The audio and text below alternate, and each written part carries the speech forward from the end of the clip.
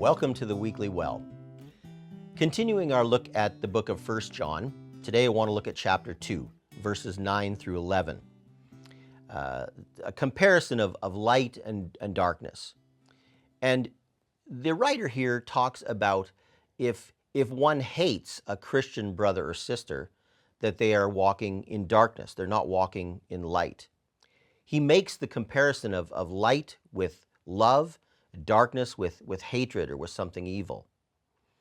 And so we have to realize what's going on here with these two comparisons. When Paul talks about light, he's talking about love and God's will, and when he's talking about darkness, he's talking about everything contrary to that.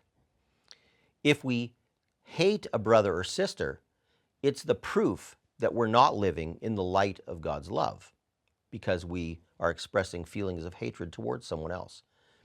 This idea of light and darkness was very clear, brought very clear to me a number of years ago when I was living up in northern Manitoba and had the opportunity to go down into a mine.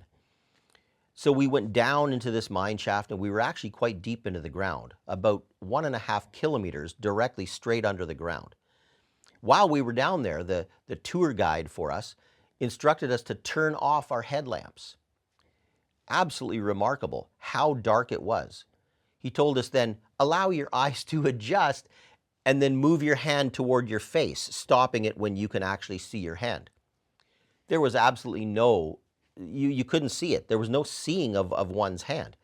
I moved mine forward and it touched my face, and I still couldn't even hope to see it.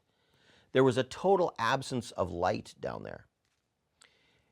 If we would have attempted to walk around or move at all, we would have stumbled, we would have tripped. We were entirely blind from the darkness that surrounded us.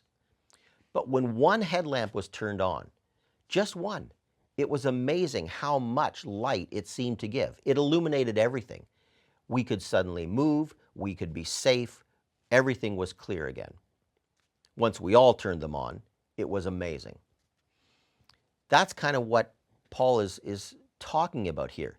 If we're not living in the light of God's love, we're living in darkness. We're blinded. We stumble around. We will fumble. We won't know where we're going.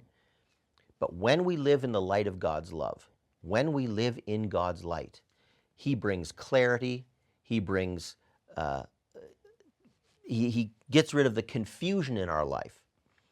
And He allows us to see things clearly, to see others clearly as He sees them, and allows us to live in love for one another.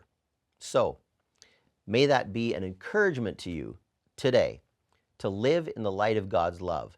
Immerse yourself in God, in a relationship with Him, in His Word, and live in His light. Be encouraged to do that. Thanks for tuning in. We'll see you next week.